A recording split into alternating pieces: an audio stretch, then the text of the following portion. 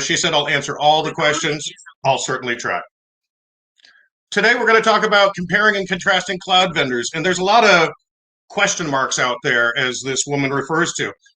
Who do you buy from? What do you get from them for buying from them? And that's what we're going to explore today. So we're not necessarily going to explore the individual cloud providers out there. There are a number of them. We partner with some very deeply, and we'll talk about that later. But what we're going to talk about today is who you buy cloud from. I think this is as important, if not more important, than the cloud product that you provide, that you purchase. And in choosing the cloud product, I think it's important to put who you buy from before what you buy so that you have a consultant to work with through this process. And we'll talk a little bit about that as we go. So where do you get your cloud communications from? And you might ask yourself this same question for any sort of software as a service that you bought. So did you buy Oracle or SAP or some iteration of NetSuite and have it delivered by somebody, or did you buy it direct from the manufacturer? And that's the question that we're working with today, is how do you acquire this technology best, and how do you have it implemented for you best? Those are two very important questions, and they both are separate iterations. So first and foremost, how do you buy cloud today? How do you buy cloud communications? Well, one, you can buy from a master agent. We'll talk about that in a minute. You can buy direct from the cloud provider, or you can buy from a value-added reseller.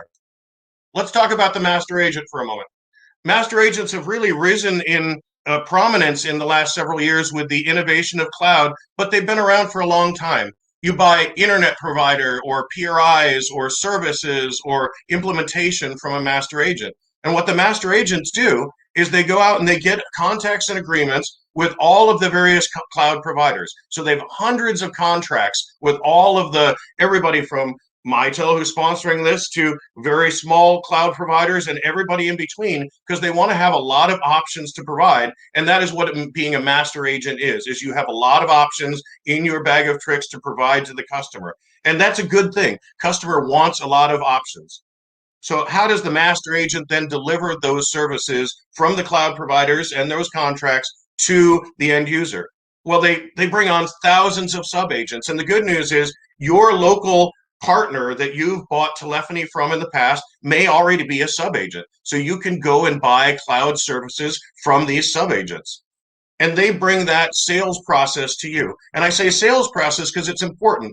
In a lot of these models, the cloud provider, the contract is directly with the cloud provider and not with the master agent or the sub-agent. So let's take a look at some of those things. First and foremost, agents can offer that huge selection. They're driving that price down by being able to compete on multiple fronts. They can bundle together cloud, network, and other sorts of hardware, SD-WAN, and other devices into a single deal. And that's really important from a one throat to choke and cost-saving standpoint. But the installation and support come from the national cloud provider. They're not coming from the local agent or from the master agent.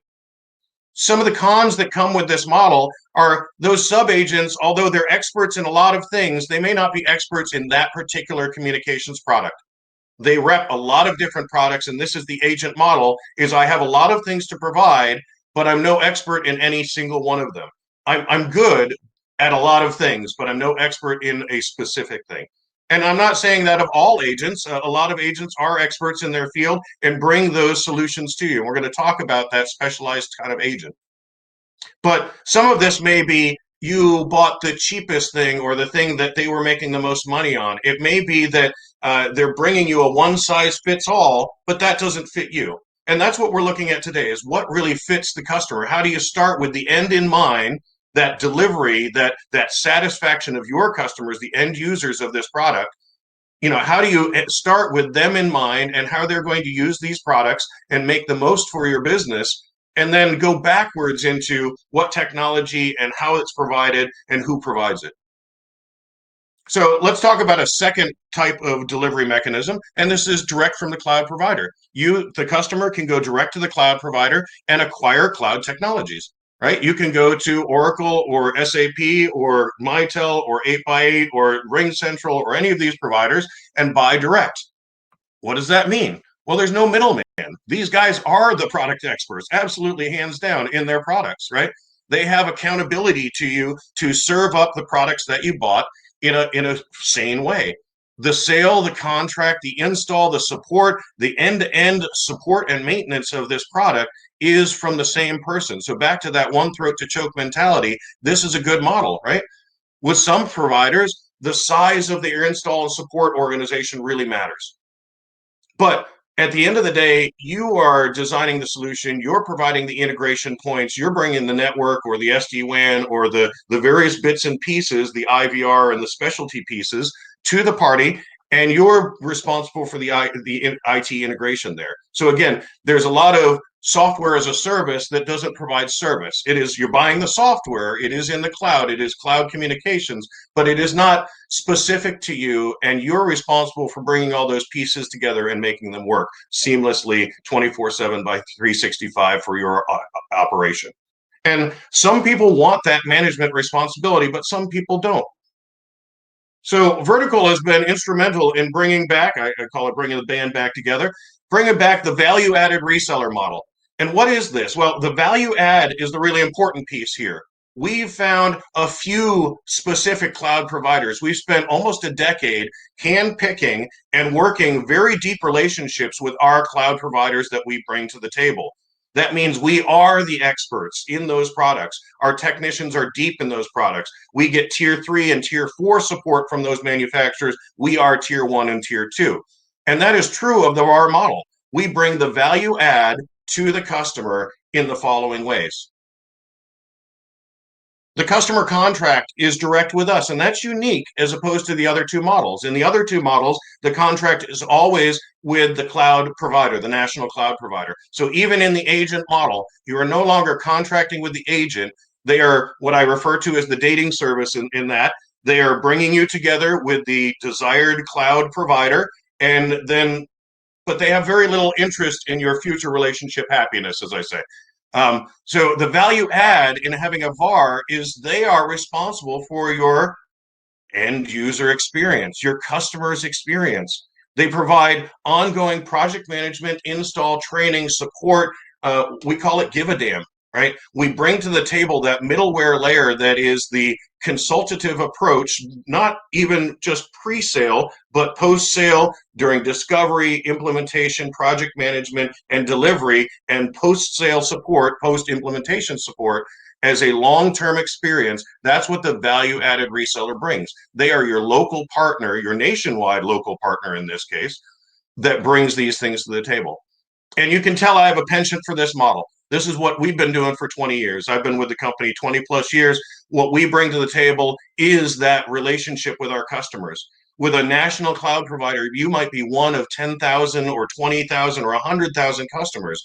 Whereas with a local relationship team like Vertical brings to the table and other value-added resellers, you get that focus on your needs. And we're going to really kind of help you pick the right product, because a lot of products in the cloud market are the same for dial tone and voicemail, but it's the nuanced business needs and how do you use cloud communications and what specific integrations you require for cloud communications, whether that be CRM or screen pop or interactive voice response or customization. Those are the things that a value-added reseller looks at and says, I can bring value there, right? So our focus is on, as we say here, long-term happy customers. So we've got to bring the value. We've got to bring that high-end project management, that high-end give a damn, as we call it, to every engagement, because that is our bread and butter. That is our relationship business, right?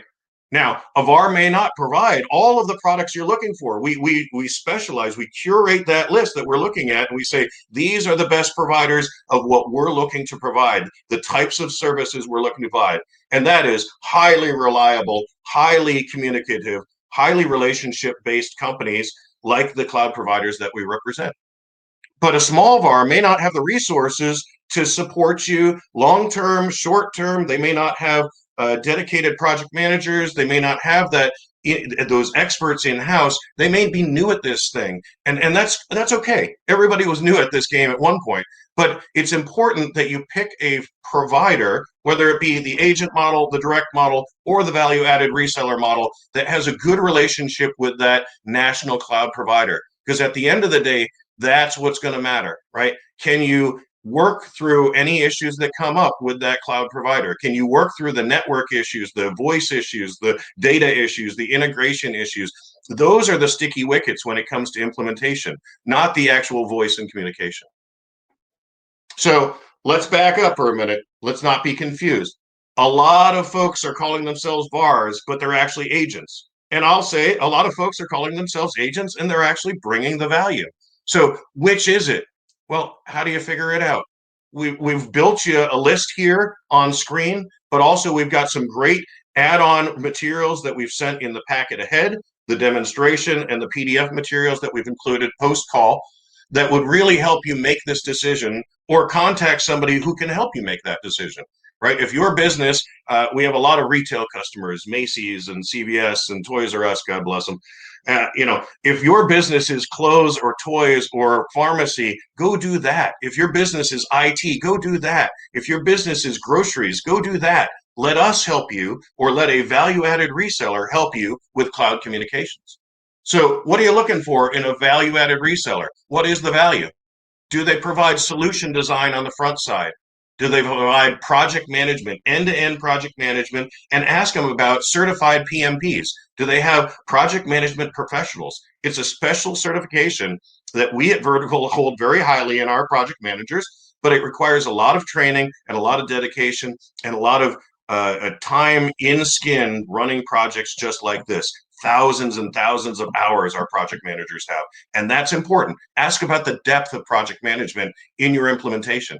Ask about the expertise of the install and the training teams. And ask about the long-term support, because that's where the relationship is built. Yes, you have a great pre-sales team and a great experience with the pre-sales team. You buy something, the implementation's okay, but at the end of the day, you don't feel supported. That's not a win. Not in my book, it's not, right? So what you're looking for is that relationship provider who has a great relationship with the cloud providers, has done this a long time, has very deep knowledge and expertise in delivering those things with the training and implementation and end-to-end project management. That's the key value add in getting the right cloud communications delivered to your organization. Let's move on.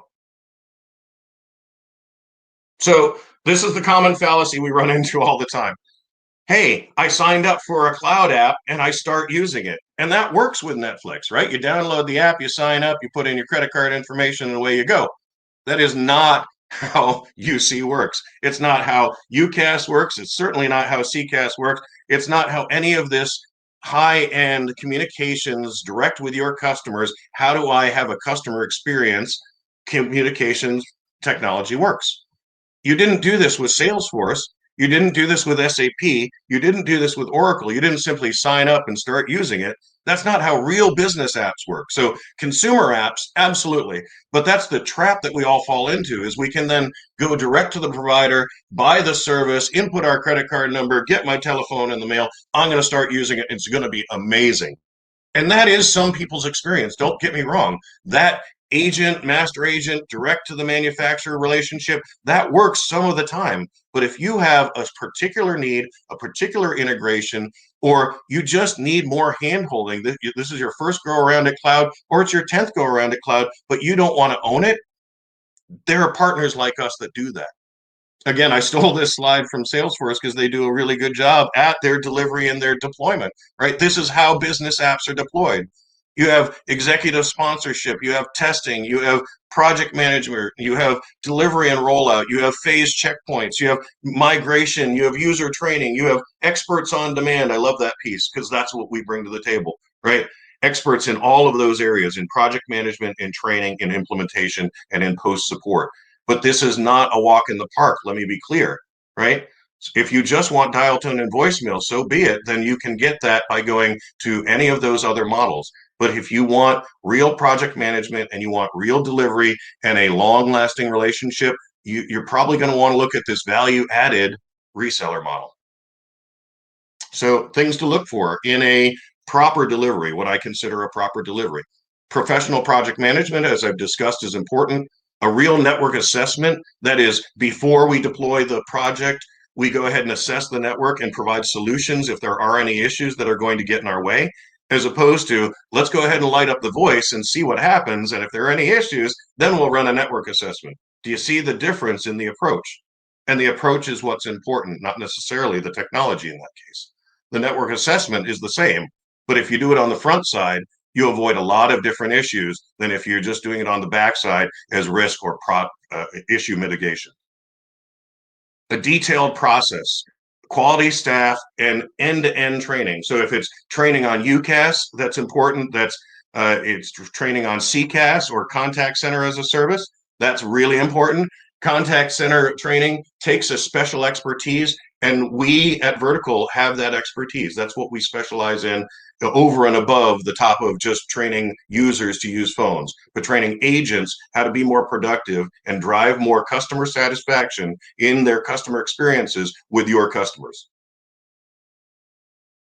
So we make this point important because it is. The network is the number one problem. We have seen this for decades as we've done implementations like this. The network is always the number one problem. And I'm not saying that your network is bad or suspect. That's probably fantastic. But there are ways to do assessments on networks ahead of projects like this where real-time communications is necessary and uptime and voice quality are the number one goals. You should do a network assessment, full stop. And if you're talking to a provider that does not call that out as step number one in the sales process, not even in the implementation process, then you're talking to some of the wrong folks. You should talk to folks who understand that if they clear this hurdle, if they get ahead of this ball, it makes for a much smoother implementation. And that is some of the value add in the value added reseller model. Some of the potential issues we find with networks are simple things. Not enough bandwidth, latency and jitter issues, firewall problems, but we have solutions for all of those. Again, we've seen all of these problems in the field. We've been able to address them, and we address them before we go to implementation so that they're not a thorn in our side. And the user, again, the person on the other end of that telephone, either your employee or your customer, has a good experience with your new communication solution. This is my favorite slide of the whole deck because it's so true. 70% of organizations have suffered at least one failed major project last year. And last year was a doozy for projects. But if you didn't pay attention, people were already frustrated. It was already being kind of a bad year to begin with. So having a failed project in 2020 was a no-go. And we did a lot of very successful projects in 2020, moving people home and taking people who had adopted cloud communication or were on the precipice of doing so and making sure that they had a smooth transition during COVID season. That was a huge part of our value add. And I think it's really important going forward. It's the same steps and the same methodology that provide the same results, a smooth implementation for your experience that we honed our skills over the past 20 years for, that when times like these came, we were ready to deliver for our customers. We've talked a lot about it, but the professional project management, not just project management, not just I have a PM, but this is what they do day in, day out. They run cloud voice communications projects. They have PMI certifications. They have a standard plan you get a copy of and that we follow through. I just came off a large implementation call just before this, and we were stepping through the project plan, and the customer was so thrilled we had a plan. That's the idea, though. When you have somebody who's your advocate and a professional project manager, this is what we do all day long. We have a detailed process, and I won't bore you by stepping through each individual step, but the point is to have a process, to have an end-to-end process that makes the customer, you, feel safe, feel warm, feel protected, feel looked out for, feel implemented well, feel technology driven, consulted, not put upon, not here's our technology, you use it this way. We're listening to you, the customer, and saying, how would you use it? And then designing that into our standard process. So a standard process is not a rigid process. A standard process allows for you to take the input of the customer and the discovery that you find as you go through the process and weave it into your standard process. but there's always the same sheet of music. Everybody knows what the song is, knows what the dance steps are, so they know what the next one is. And that's important to everybody being on the same page throughout the life of the project, all the way through customer acceptance and transition into steady state support. It's also super important to have the best staff, and not just the best staff. And everybody says we've got the best staff, but qualified folks who are very deep in the products that we sell. Again, going back to how we selected our cloud vendors and how we really partner with folks like Mitel on their partner-led project. We're really leading that charge because we've been working with folks like Mitel for 30 years, right? We've got deep relationships with them. We've got technicians that have been doing Mitel and other technologies for 30 plus years, right? Our technologists, our technicians are all 20, 30, 40-year vets of this industry. Cloud technicians, voice technicians, data technicians, our trainers, the same. They come from this industry. They understand what it is to provide a smooth delivery. And that's what we're focused on. It's less about the technology. It's more about who delivers it. So I have a saying that says people, process, and technology, and in that order, right? The people are the very important piece. That they have a process to follow is important, and you can deliver technology. But if you do it out of order, if you just have good technology and a process without great people, it doesn't really work so well. Or you have good technology and good people, but no process, it still doesn't work so well. You don't get a good result. You got to have the trifecta, and we do. That's what a value-added reseller brings to the table. We customize your training materials as we bring it to the table. And we're providing this, again, based on our standardized process for on-site video and resources. These are standard things that we bring to the table in every implementation, but we customize them. We weave your flavor, your needs into that implementation as we deliver it.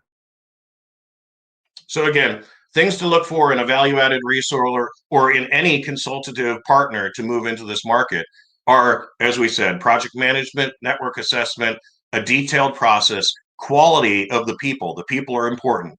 High focus on training, because if the people get cool technology but don't know how to use it, it's no good. And then the intangibles: honesty, continuity, flexibility, communication, I'll say.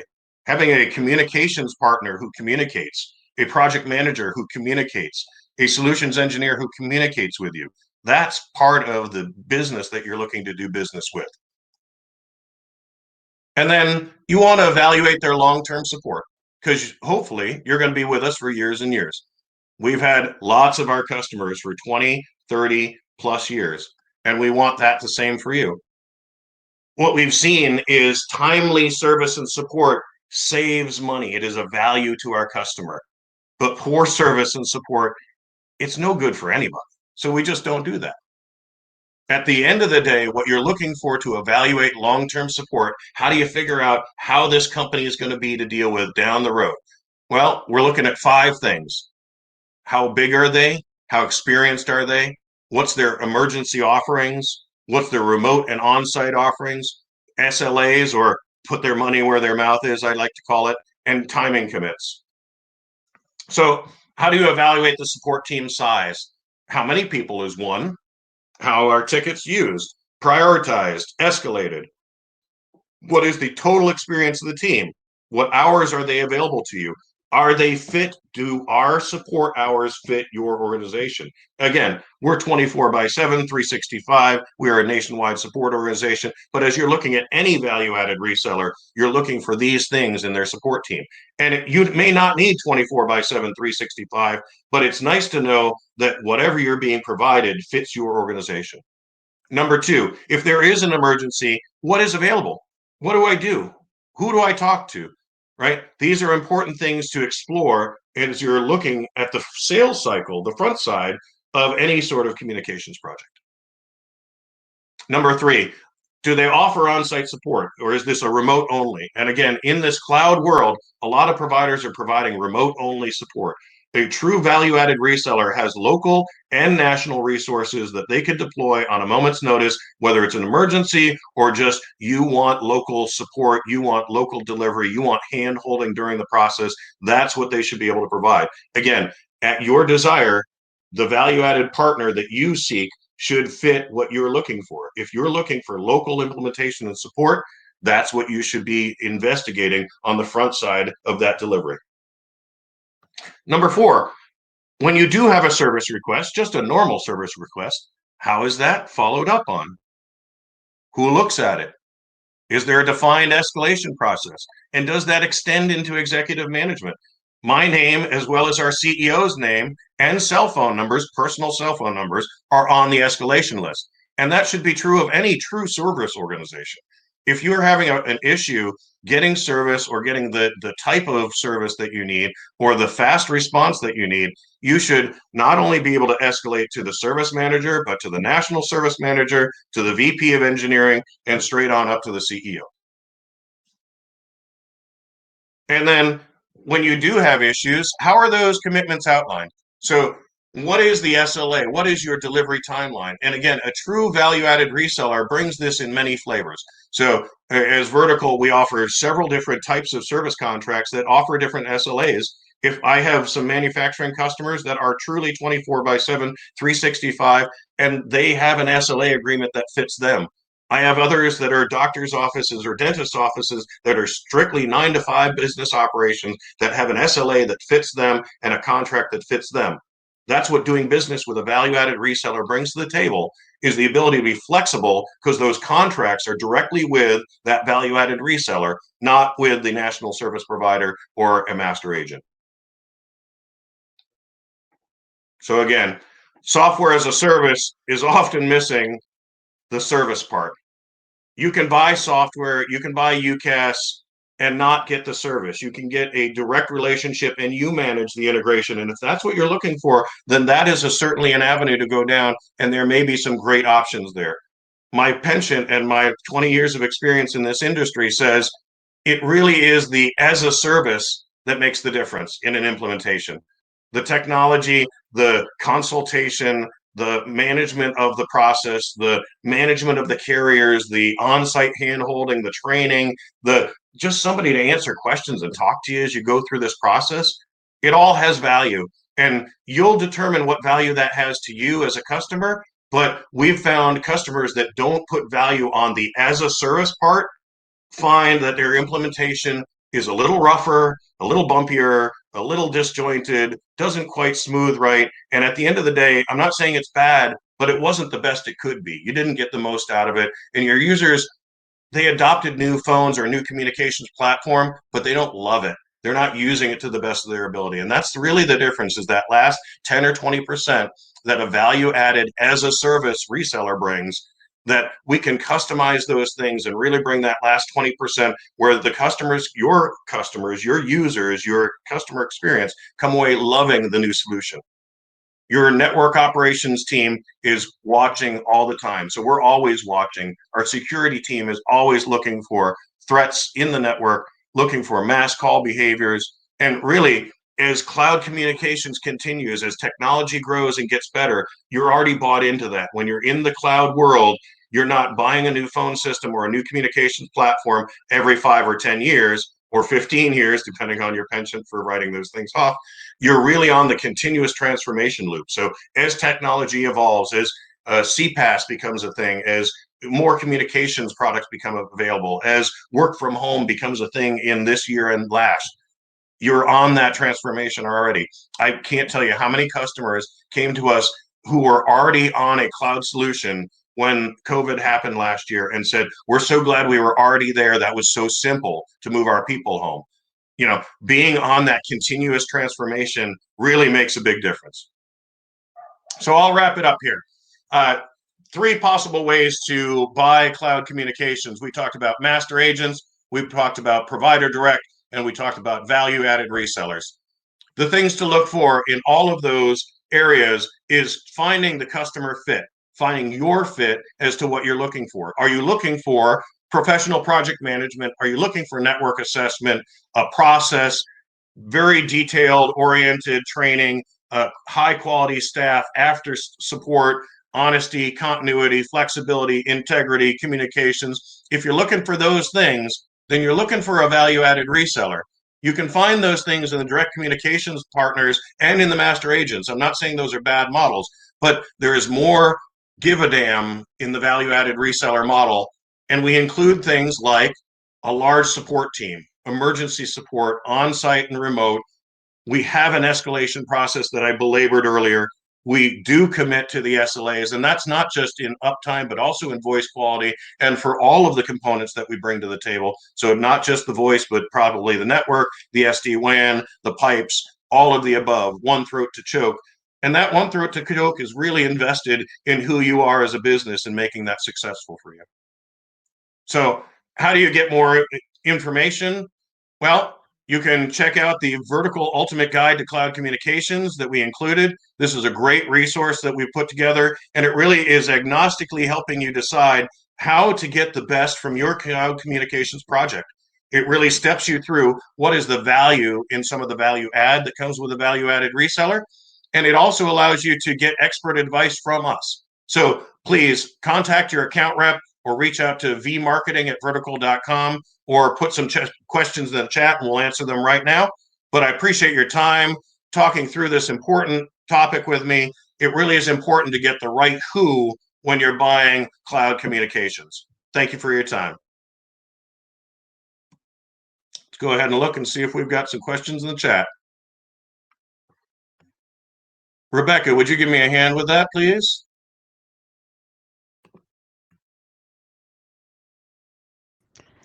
Absolutely. I don't see anything coming through on that just yet, but we'll give it one more second here. I didn't either. I just wanted to make sure I wasn't missing something there. Nope.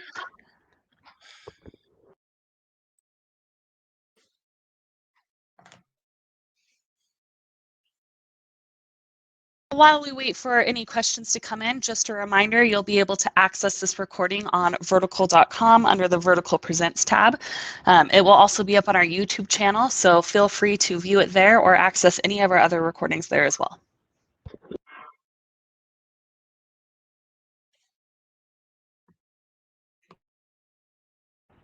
It looks like you have a couple coming into the chat room there, Tim. Do you want me to read them for you, or would you like to review first? Sure. No, go right ahead, please. Thanks.